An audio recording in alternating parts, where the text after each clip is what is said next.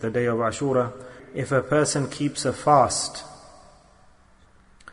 then due to that fast, Allah subhanahu wa ta'ala will compensate for 40 years, equivalent to 40 years of sin for that person.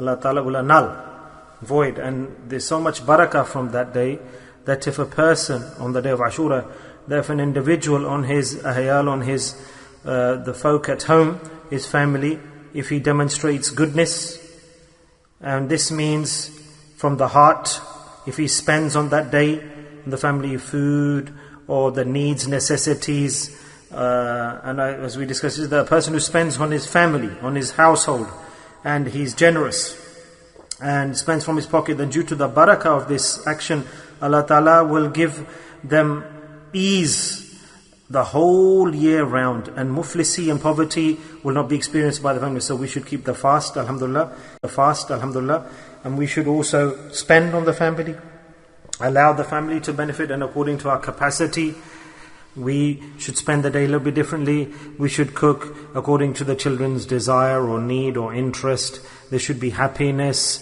There shouldn't be any discontent. There shouldn't be any argumentation. There should be happiness on the day of Ashoorah.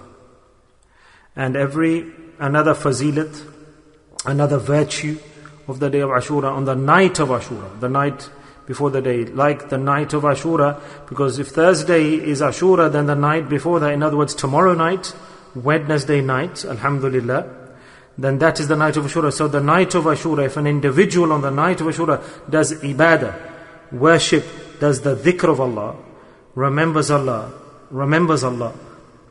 during the night of Ashoorah, preceding the day of Ashoorah, then Allah has put a unique reward for this. Allah says that person's death will come in such a way that he will not even feel that his death is taking. Which is that what we should do is that we should not go according to that practice. Rather, we should keep an extra fast the day before or the day after. Subhanallah. So Rasulullah said, if I stay alive to the next year, then in addition to the fast of Ashoorah, the day of Ashoorah, I will add another fast to it. So that's double whammy, double benefit. So what a person should do, all mashallah ashiks are present, but Nabi al-Kareem sallallahu alaihi wasallam sunnat al-mubarakah, which is there, that keep the fast on the 9th and the 10th, or keep the 10th and the 11th of Muharram. So keep the fast, 2 fasts, 9th and 10th, which 10th is the day of Ashoorah, or 10th and 11th, to make it 2 days. This is one point. And on top of this, Nabi Azam's message that he's given to us within this is that with this ibadah, Allah's Nabi Sallallahu Alaihi Wasallam has preferred that we should have we should practice and follow. So haq and batil should not mix, because haq should always be apparent and batil should not be there, should not be visible. So a person should always live in such a way that he can differentiate between haq and batil, that this is true, this is false, this is good way, this is not the good way. So the biggest point here is to adhere to and follow Rasulullah sallallahu alaihi wasallam. So what do we consider? Resemblance. We should resemble Nabi sallallahu alaihi wasallam and his practice, for example, to imitate and follow his ways. So here suddenly Nabi sallallahu alaihi wasallam has drawn a line that this was also the recognition of truth, that if you imitate and follow those who are on the haqq, then you will be with those who are on the haqq. You'll be included with those people. If you follow and imitate a pious person, then you will be with the pious people in thereafter.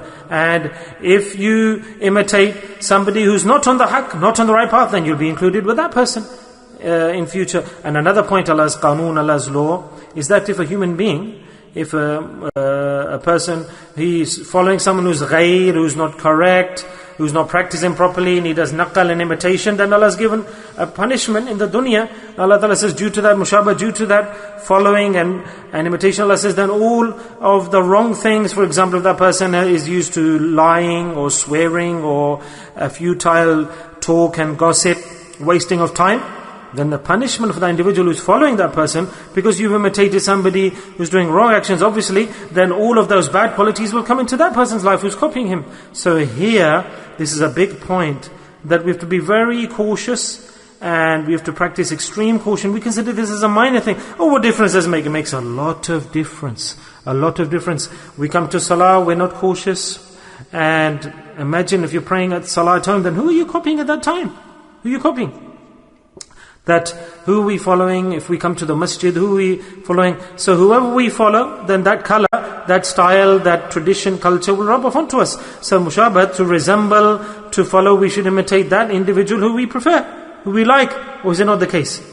Is it not the case? We will accept that we like, we will follow that we like, we will practice that we like. It's not about imitation, it's to do with love and affection. Behind this, look at the Lord, the principle, how great it is. Look at the reward. Allah Ta'ala says that if you imitate Nabi Sallallahu Alaihi Wasallam, then his sifat, qualities, characteristics, they will rub off onto you. The beloved of Allah, Rasulullah Sallallahu Alaihi Wasallam, if we imitate him, then his akhlaq will come into our life. His conduct style will come. For example, if you are imama, mashallah, you have a beard, you have white. A person who wants to be correct and do the right things, then first and foremost, the pious elders, they tell the salik to wear the libas, to wear the sunnah libas. They say, oh, he's stuck now, or he's fallen into a trap. But how will he get out of that web? So if a person steps forward, says, no, I'll start tomorrow, I'll start parda today, not today, tomorrow. Those who say tomorrow never comes. Tomorrow never comes. So the biggest action, the greatest action, effective, is that if an individual, man or woman, wants to become correct, better, don't play dramas, oh, do dua for me, do dua for my children, they start praying, do dua, this happens. No, there's a cure. There's a cure, straightforward, easy, direct. That doesn't matter how much sinful you are. Whatever you do, wear the libas of Rasulullah Sallallahu Alaihi Wasallam. That's it, put it onto your children, and wear it yourself, alhamdulillah. And then see, your salah, your children will start to pray salah, you'll be ashamed, oh, wearing imama, I've got the beard, wear the libas. What will people say? I'm wearing imama, this is bad if I don't do this, if I sin in front of these people, will it be good if I keep the beard and the imama, and I sit in front of them and watch dramas? I'll feel ashamed. Put the mirror in front of yourself and analyze yourself.